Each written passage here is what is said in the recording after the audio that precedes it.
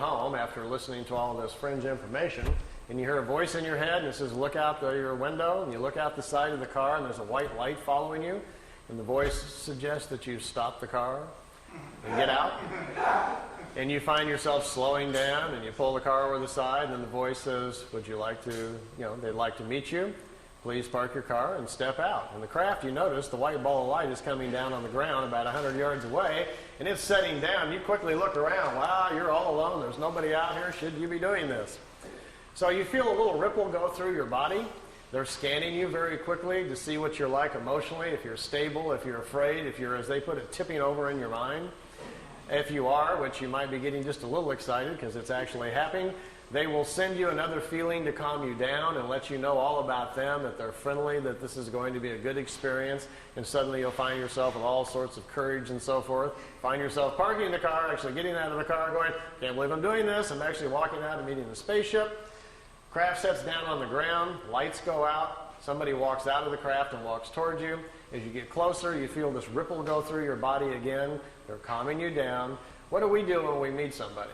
We generally ram out our hand and shake hands, don't we? And then we shake and we get a feel of that other person, and then we check them out physically, look at their eyes and so forth. And we size each other up very quickly to see whether or not we're going to be comfortable with them. And we make a quick snap judgment about whether or not we like this person, and et cetera, et cetera.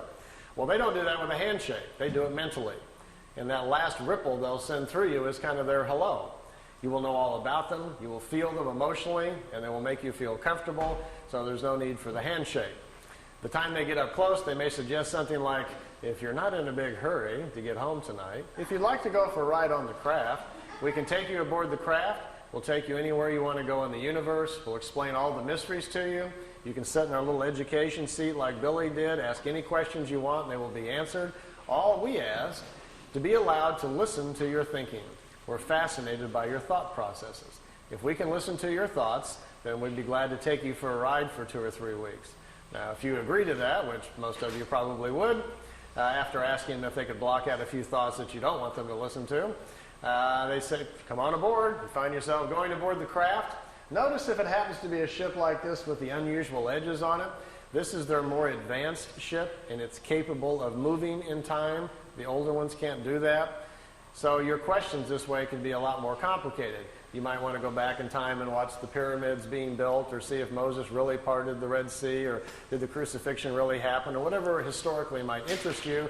You could possibly ask these questions, and perhaps they would take you back and let you see for yourself.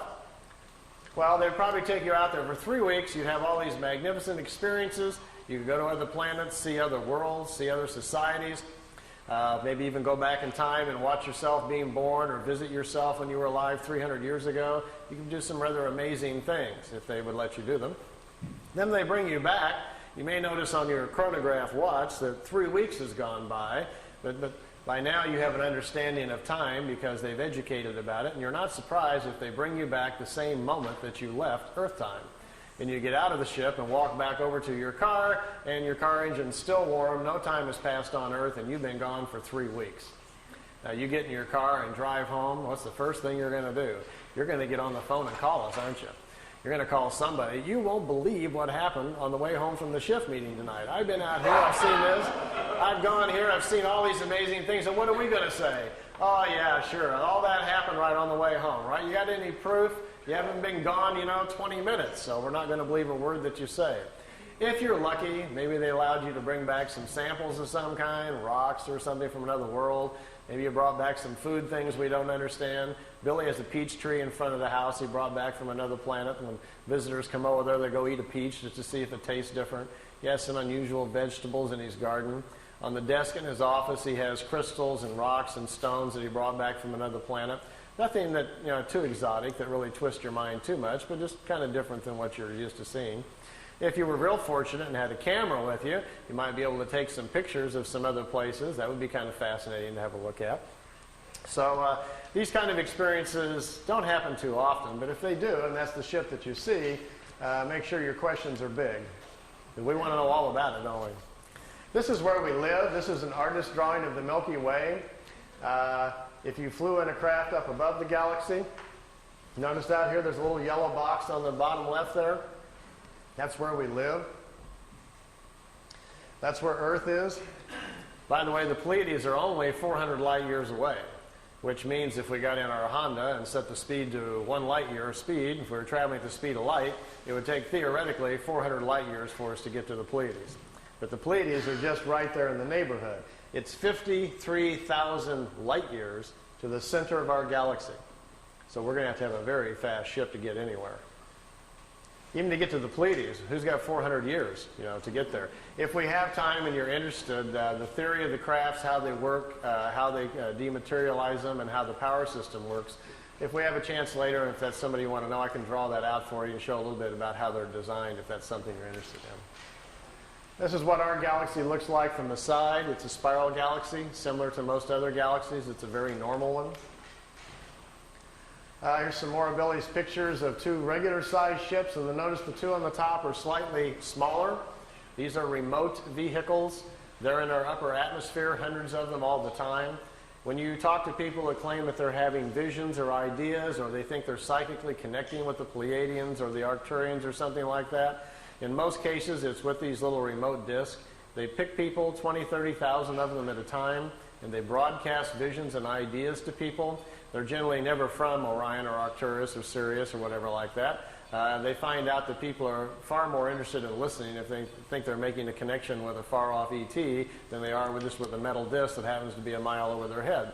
So understanding our mental capacities, these little remote discs fly around the planet quite oftenly, sending out their ideas and visions you pick up in sleep and listening to your thought patterns. They're intrigued with our thinking, they say, because they've discovered that the average person on Earth can live 75 years and spiritually only grow 6 or 7 months.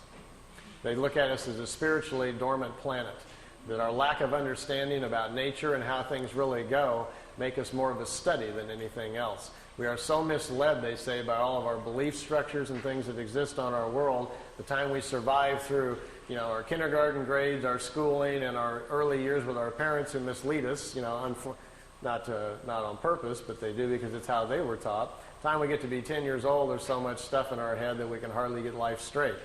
Well, you all know how that works. You can't wait to get out of the house and go out, and what happens? By the time you're 30, you run off and go to an S meeting or something to figure out what's wrong with you.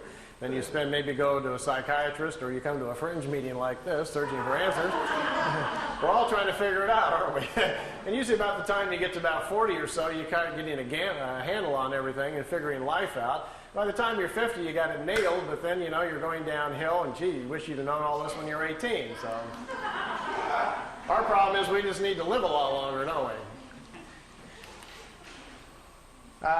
If you did have a craft at your disposal and they picked you up, you might want to go visit some of the other planets. Here, Billy took a picture out the window.